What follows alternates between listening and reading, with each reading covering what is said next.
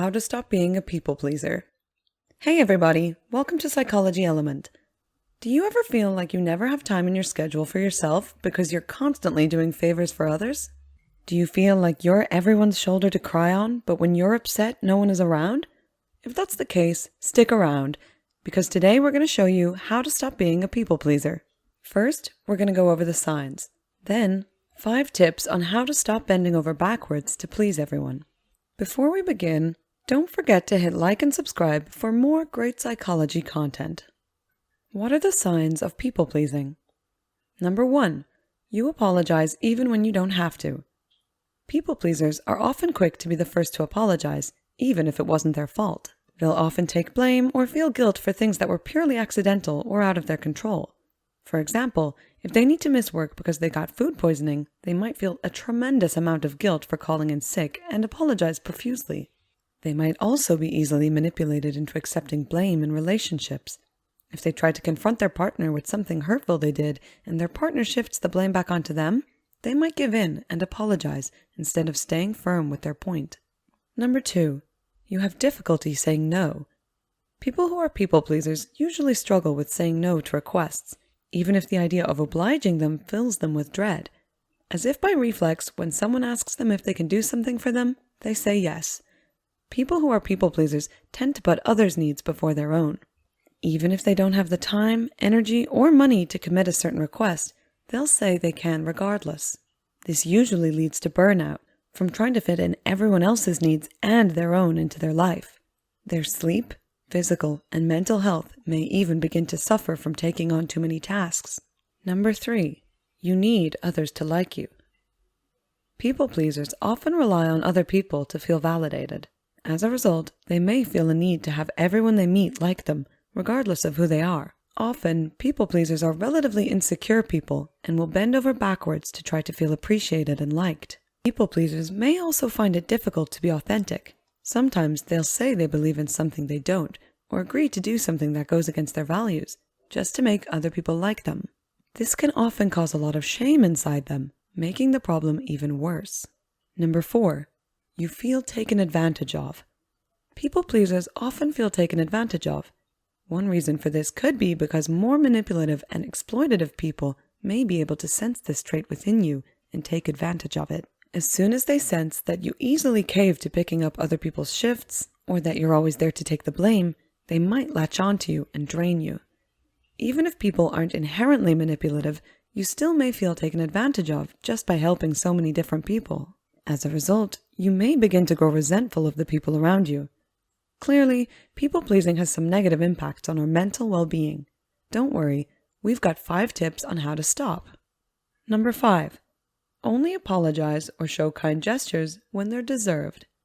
Although it may be a reflex, avoid apologizing for being overly kind to people who don't deserve it. That doesn't mean you need to be rude to your peers or anything. Being respectful is always proper, but try not to give out your kindness to people who haven't shown it back to you. And if you are in the habit of saying sorry too much, remember, the word loses its value and meaning if you use it too often. Instead, when you feel you're about to say it, try pausing and think about how important the apology really is. By the way, if you're finding this video valuable so far, then make sure to hit the like button for the YouTube algorithm, and why not subscribe so you can keep learning more? It's free. Number 4, set boundaries for yourself. For people pleasers, setting boundaries can often feel impossible and scary at first, but the more you practice, the easier it gets. A good way to identify your own personal boundaries when approached with a potential scenario is to ask yourself 3 questions. How do I feel about this action? When first given the request, how do you feel? Are you excited, or does it fill you with dread? Will my own needs be neglected if I agree to this action? Will something that you need be sacrificed, whether it's chores, money, or personal time? How will I feel after I complete this action? Will you feel happy to help, or will you resent them? Number 3, don't volunteer your help. Because people pleasers often want to be liked by everyone, they often volunteer their help before anyone even asks them. Even though you might feel cornered into giving up your only free Saturday to work for your coworker, don't do it unless you're required to, or you genuinely want to. Oftentimes, people pleasers volunteer their help in hopes that they'll feel appreciated in the future, only to have the good deed go forgotten. Instead of eventually feeling like a martyr or resentful, try simply not offering your help in the first place. It might be second nature to immediately rush to your friend's house if she's going through a breakup or to help out with extra work duties, but try using all that time spent on others on yourself. Your mental health will thank you. Number 2. Build up your self-esteem. A great way to spend all your new free time would be joining new groups or trying different hobbies. A great way to learn to love yourself is to find new skills you never knew existed. Sure, you might not think you'd ever be able to try woodworking, but if you put your mind to it, who knows? Maybe you could build your own house one day, or turn it into a career.